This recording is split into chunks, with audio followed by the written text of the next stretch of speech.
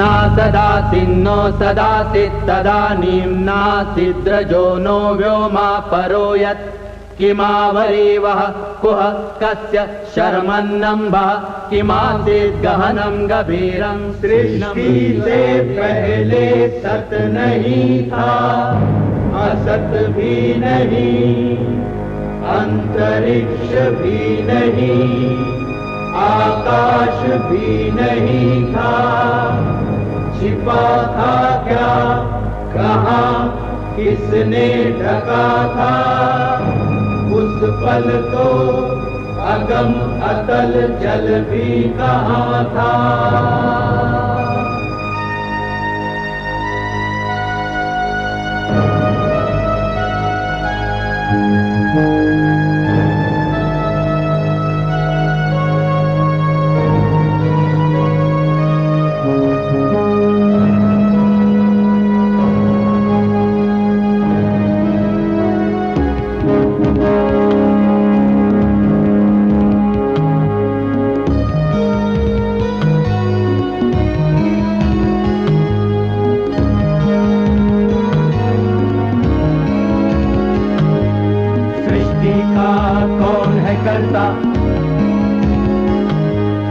करता है वाह करता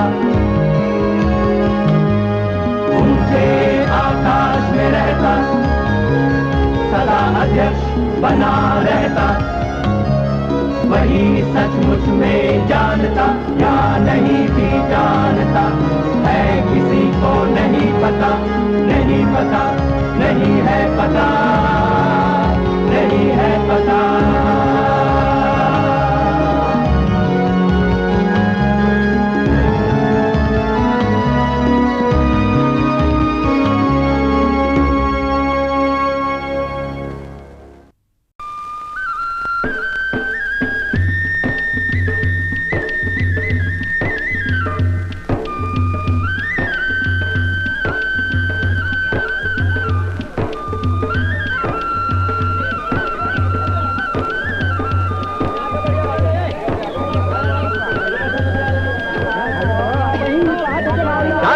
शांत हो जाइए, बैठ जाइए, उधर भी बैठ जाइए।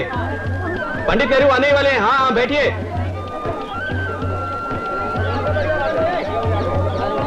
पंडित नेहरू आ गए, पंडित नेहरू आ गए, बोले पंडित नेहरू। चलो चलो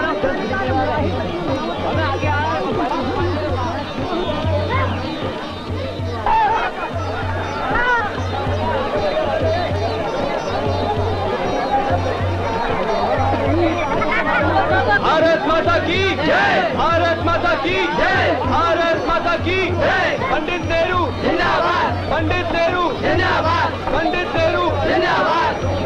भारत माता की जय, भारत माता की जय, भारत माता की जय, भारत माता की जय, भारत माता की जय, भारत माता की जय, भारत माता की जय।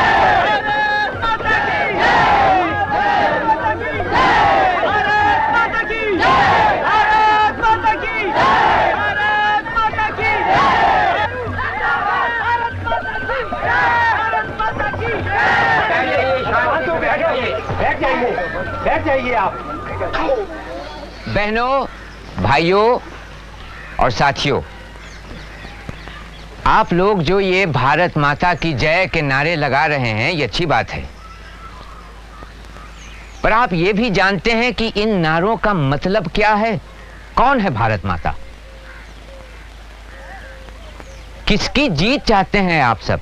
बताइए, मैं भी जानना चाहता हूं। अच्छा तुम बताओ, कौन है भारत माता? बोलो बोलो। अच्छा तुम बताओ, कौन है भारत माता? आप लोगों को कम से कम इतना तो जानना ही चाहिए, किसकी जय? क्या है भारत माता? कभी देखा है आपने? पंडित जी, भारत माता मतलब ये धरती हमारी माता है। सिर्फ ये धरती या इस गांव की धरती या इस सूबे, इस इलाके की धरती? या सारा हिंदुस्तान? सारे हिंदुस्तान की धरती। सिर्फ धरती और कुछ नहीं? हिंदुस्तान की ये इतनी नदियां, पहाड़, ये सब नहीं? सभी हैं पंडित जी। ये नदियां, ये पहाड़, जंगल और हमारे ये खेत जो हमें अनाज देते हैं। इसके अलावा? इसके अलावा क्या? इसके अलावा भी कुछ ऐसा है जो इन सबसे अहम है। वो क्या? आप बताइए पंडित जी। भारत माता तो ये सब है ही। नदियां, पहाड़, खेत, पेड़, घने जंगल, समंदर, आसमान। पर मेरे या तुम्हारे बिना ये सब बेमतलब है। सबसे अहम है भारत की सरजमीन पर फैली आवाम, भारत के लोग। दरअसल अपने करोड़ों बेटे बेटियों से ही भारत मां की पहचान है। इसलिए उसकी जीत होगी आप सभी की जीत से। यानी कि देखा जाए तो आप सभी अपने आप में भारत माता हैं। भारत माता की जय! भारत माता की जय! भारत माता की जय! भारत माता की जय!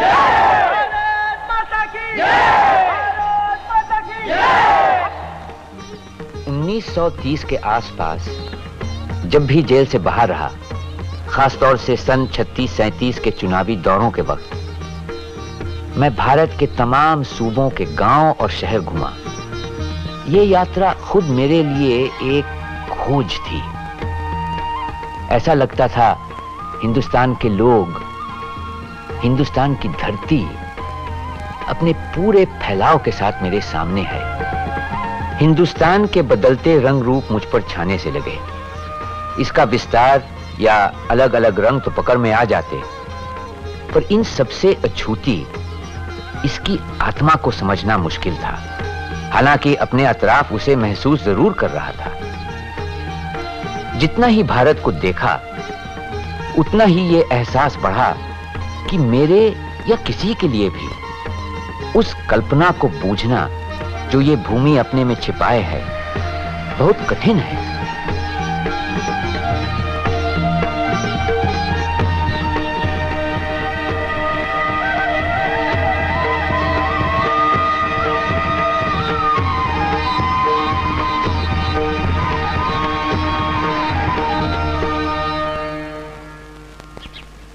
कभी तो भारत मुझे एक ऐसे शिलालेख सा लगता जिस पर मुख्तलिफ ख्वाब और ख्याल की तहें एक पर एक जमी हुई हों।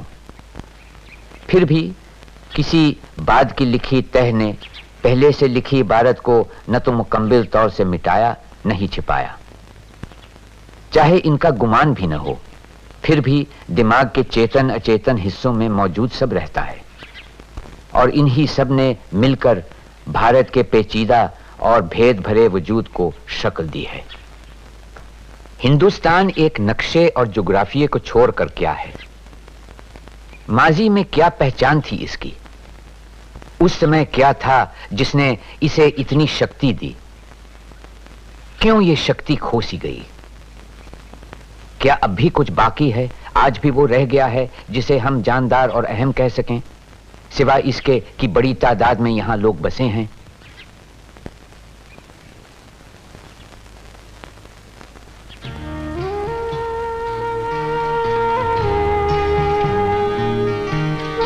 तारीख में उन पुरानी और स्थिर तहजीबों के जवाल या अचानक खात्मे की कई मिसालें हैं, जिनकी जगह फिर नई और जानदार तहजीबों ने ली।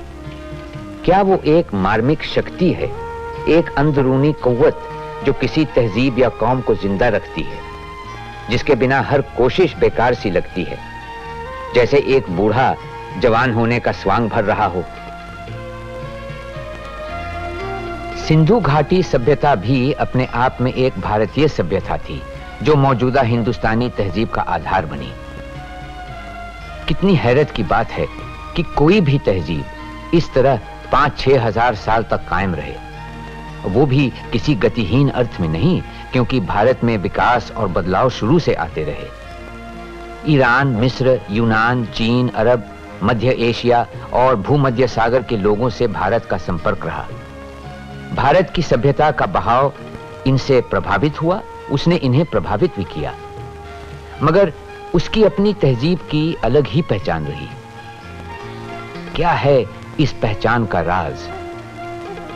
कहां से आई हम में इतनी सकत?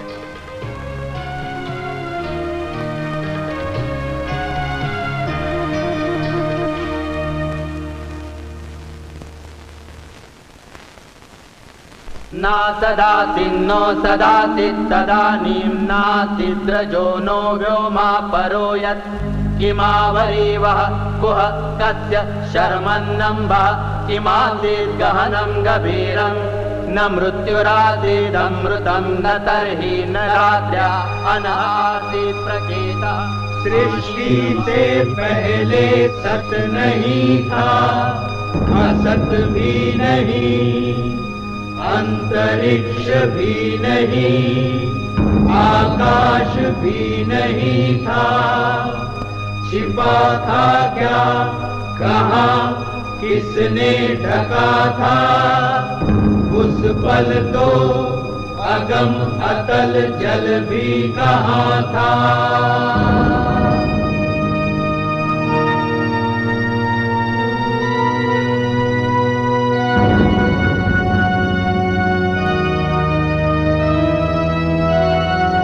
नहीं थी मृत्यु, थी अमरता भी नहीं, नहीं था दिन रात भी नहीं, हवा भी नहीं, सांस थी स्वयमेव फिर भी, नहीं था कोई कुछ भी, परम तत्व से अलग या परे भी।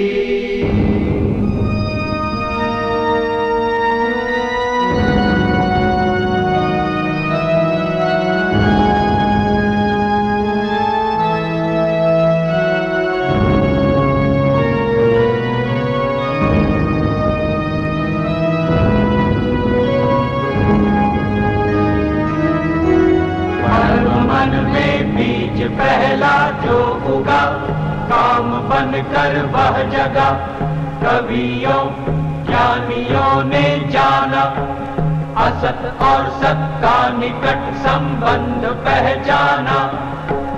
पहले संबंध के किरण धाग तिरछे, परम तत्व उस पल ऊपर या नीचे, वह था बटा हुआ पुरुष और स्त्री बना हुआ, ऊपर दाता वही भोक्ता, नीचे वसुधा स्वदा हो गया।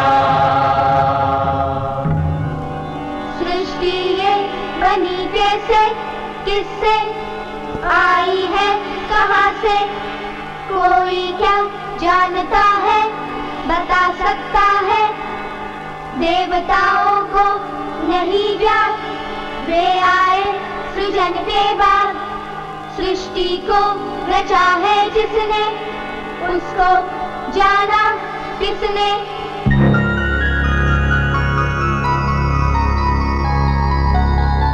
सृष्टि का काम है करता, करता है वह अकर्ता, ऊंचे आकाश में रहता, सदा अध्यक्ष बना रहता, वही सचमुच में जानता या नहीं भी जानता है, किसी को नहीं पता, नहीं पता, नहीं है पता।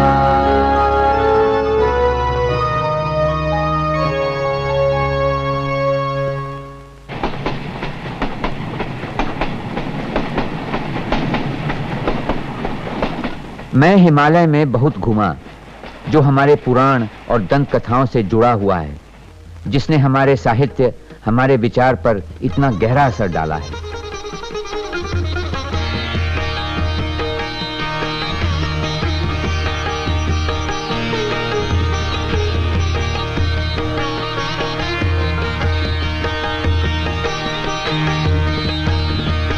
विशाल पर्वतों से मैदानों में बहने वाली नदियों ने भी मुझे लुभाया और हमारी तारीख के अनगिनत युगों की याद ताजा कराई।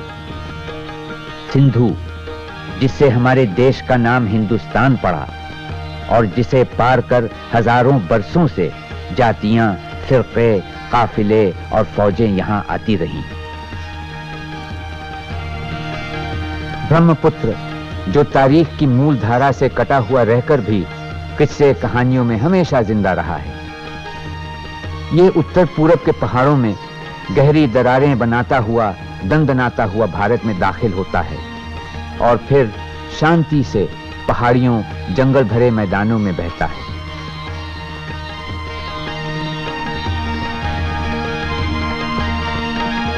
यमुना, जिसके साथ रास, नृत्य और खेल की लीलाएं जुड़ी हुई हैं।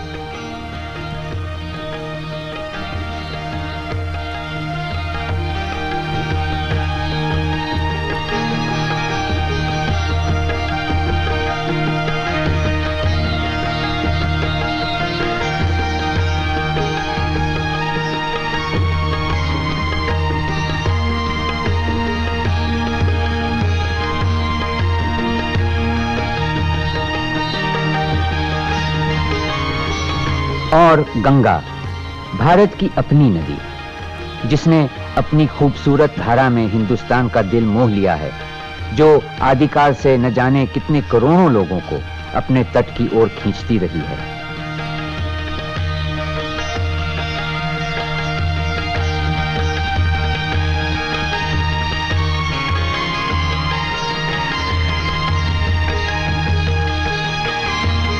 दरअसल गंगा की कहानी स्रोत से सागर संगम तक हिंदुस्तान की सभ्यता और संस्कृति की कहानी है। आदिकाल से वर्तमान तक उन साम्राज्यों के उत्थान और पतन की, विशाल शहर बसने और उजड़ने की, इंसान के साहसिक कारनामों और उस दिमागी खोज की जिसने भारत के विद्वानों को उकसाया। ऐश और इशरत, त्याग और संन्यास, उतार और चढ़ाव, विकास और विनाश की, जिंदगी और मौत की कहानी।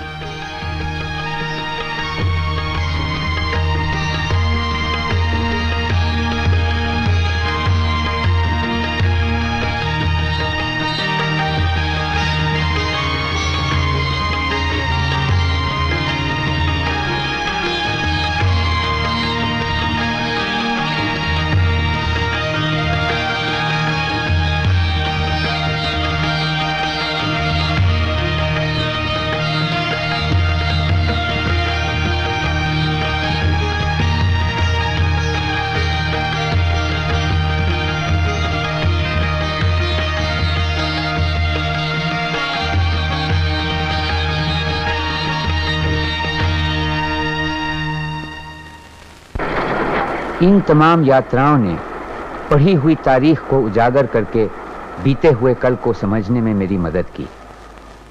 अब तक जो महज दिमागी जानकारी थी, उसमें एहसास का पहलू पनपा और जहन में बन रही हिंदुस्तान की तस्वीर में असलियत के रंग घुलने लगे।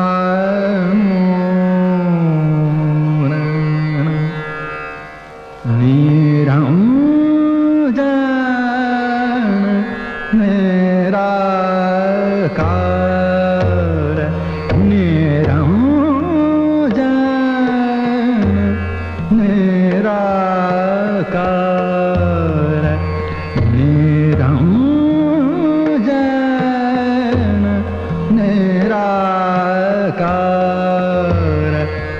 विश्व का तू पालनहार विश्व का तू पालनहार बजता तो है बारंबार बजता तो है बारंबार शरण शरण करत हूँ नमो नित सकल संसार शरण शरण करत हूँ नमो नित सकल संसार निरंजन निराकार निरंजन निराकार निराकार निरंजन निराकार तुम ही नाद दया धाम तुम ही नाद दया धाम दया धाम दया धाम तुम ही नाद दया धाम जनकी से बुरा न काम औंदा काला आवादा काम औंदा काला आवादा काम कादो बंधन दुख बंधन मनोरंजन जग आधार कादो बंधन दुख बंधन मनोरंजन जग आधार निरंजन निराकार निरंजन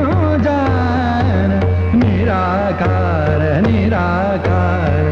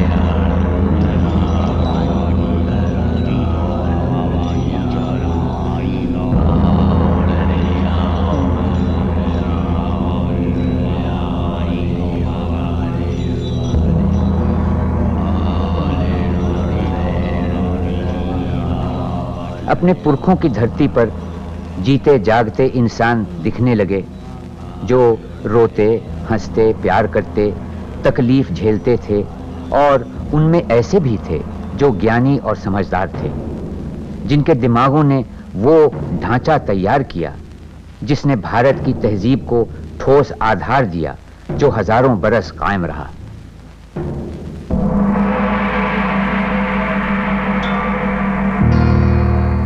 बनारस के नजदीक सारनाथ में गौतम बुद्ध को अपना पहला उपदेश देते हुए मानो अपने सामने देख रहा हूं, और उनके शब्द जैसे 2500 साल की दूरी से गूंजकर मुझ तक पहुंच रहे हैं।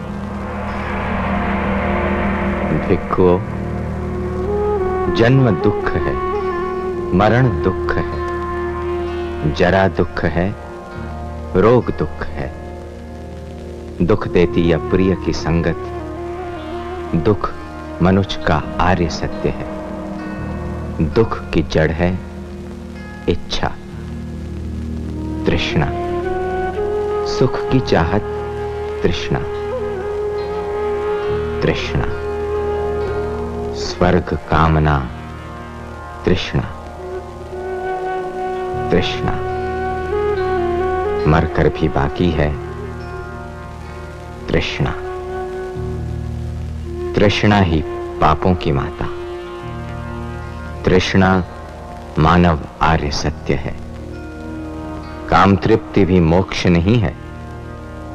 देह सुखाना मोक्ष नहीं है। तृष्णा छोड़ो, तृष्णा तोड़ो। मोक्ष प्राप्ति की राह यही है, यही सत्य, निर्वाण यही है।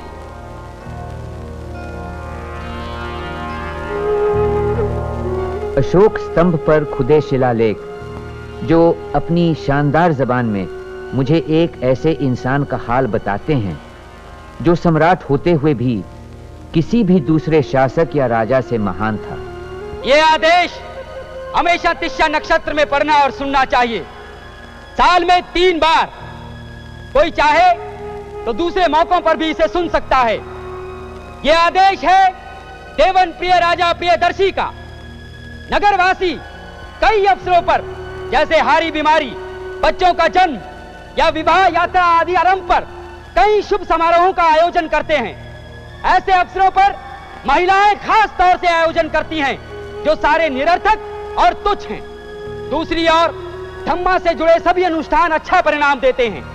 उसके अंतर्गत आते हैं नौकर या दास के प्रति शिष्ट व्यवहार, बड़ों के प्रति श्रद्धा, दूसरे जीवों से व्यवहार करते समय स्वयं पर नियंत्रण, श्रमणों और ब्राह्मणों के प्रति उदारता। ये और इसी प्रकार के दूसरे गुण ही धम्मा के अनुष्ठान हैं। धम्मा के बारे में राज आज्ञा देवन प्रिय राजा प्रियदर्शी के कहने पर खुदवाई गई है। राजा प्रियदर्शी का आदेश है हर अवसर पर नगरवासी को, व्यक्ति को दूसरे संप्रदायों का आदर करना चाहिए। ऐसा करके वो अपने संप्रदाय का प्रभाव बढ़ाएगा।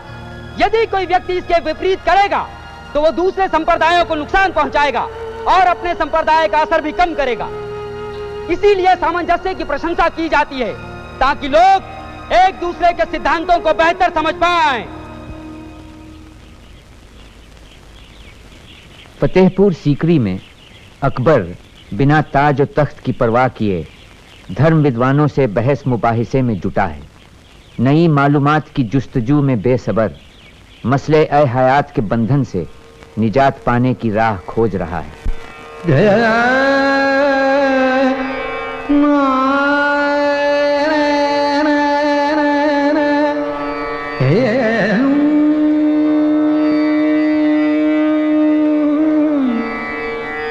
घाटा है जो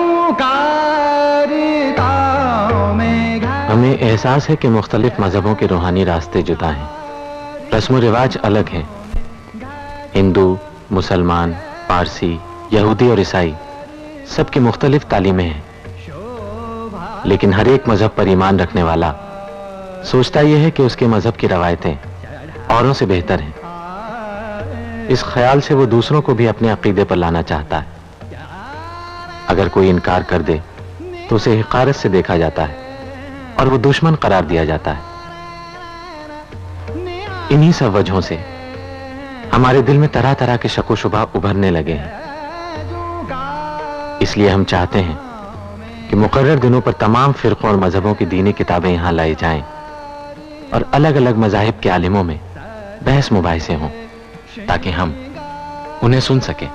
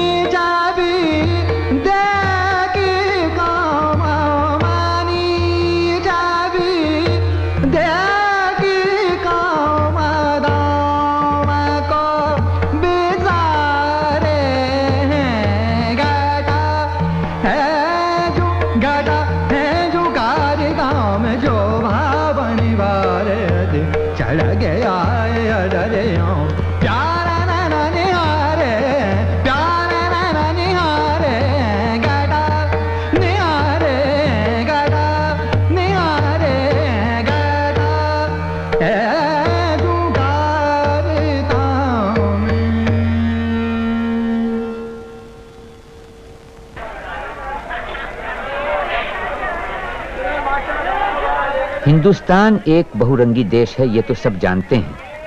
एक जाहिर सी बात है जो हर एक देख सकता है। फर्क ऊपरी ठाट बाट और रहन सहन में भी दिखाई देते हैं, आदत और सोचने के ढंग में भी। मजहब बदलने से भी तब्दीलियां आई हैं, पर जो तर्ज जिंदगी किसी खास इलाके की पहचान मानी जाती है, उसमें फिर भी इतनी तब्दीलियां नहीं आई। सभ्यता की शुरुआत से हिंदुस्तान के मन में एकता का एहसास जरूर रहा है, लेकिन ये एकता ऊपर से लादी गई कोई चीज नहीं, जहां सब एक तरह सोचें, एक सा रहन सहन अपनाएं। वो किसी और किस्म की एकता रही है, जहां विभिन्न सिद्धांतों को एक सा आदर सम्मान मिलता रहा। प्राचीन या मध्यकालीन युगों में एक आधुनिक राष्ट्र का ख्याल था ही नहीं, और सामंती, सांस्कृतिक या जातिबद्ध बंधन ज्यादा मतलब रखते थे। फिर भी मुझे लगता है कि तारीख के किसी भी दौर में एक हिंदुस्तानी भारत के किसी भी हिस्से में जाकर एक अपनापन जरूर महसूस करता होगा, जबकि विदेश में वो अपने आप को अजनबी समझता होगा।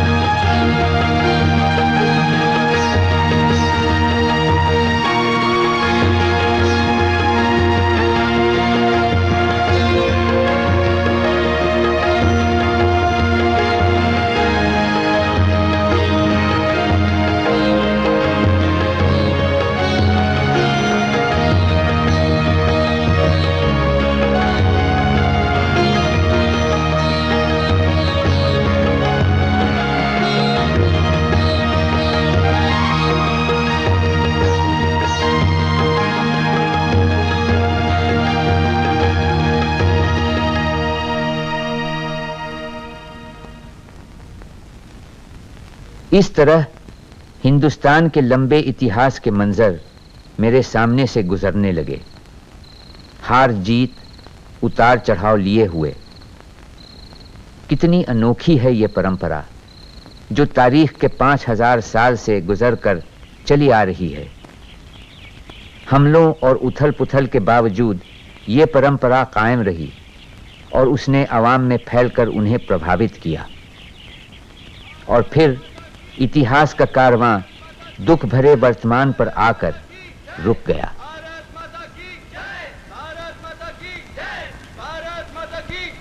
कहीं दूर से नारों का शोर एक गरज की तरह मुझ तक पहुंचा। शुरू में पहचान नहीं पाया, फिर एक जानी पहचानी सी पुकार लगी जो मेरे दिल से जवाब मांग रही थी। जेल के बाहर न जाने कौन हमारे इनकलाबी नारे दोहरा रहा था। शहर के मर्द औरतें या गांव से आए किसान, जो भी थे, उन्हें सुनकर हम सब खुश हो गए और उनकी उस सलामी का दिल ही दिल जवाब भी दिया। हिरण्यगर्भात् समवर्तताग्रे भूतस्य जातः पतिरेक आसीत् सदाधार पृथिवीं जामुते मां कस्मै देवाय हविषा विधेम। वह था हिरण्यगर्भ सृष्टि से पहले विद्यमान, वही तो सारे भूत जात का स्वामी महान, जो है अस्तित्वमान धरती आसमान धारण कर। ऐसे किस देवता की उपासना करें हम हवि देकर, जिस जिसके बल पर तेजोमय है अंबर, पृथ्वी हरी भरी स्थापित सिर, स्वर्ग और सूरज भी स्थिर। ऐसे किस देवता की उपासना करें हम हवि देकर, गर्भ में अपने अग्नि धारण कर पैदा कर, व्यापा था जल इधर उधर नीचे ऊपर, जगा जो देवों का एकमेव प्राण बनकर। ऐसे किस देवता की उपासना करें हम हवि देकर।